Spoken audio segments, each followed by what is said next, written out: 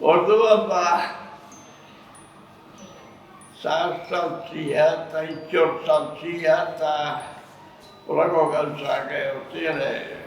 Guk taluak egiten jaten du, goze urtia pasau edu zen da. Orduan gaiztu egiteataz, baina batzarriko jana izak izena Olixoa zak hori da, bai, horrekin bitza. Egun momentu lako zitze jano handa pagezu, baina... Bai, olixoa zak eta horretze. Hoi asko, oiua ero zitze eta horretziak, bai.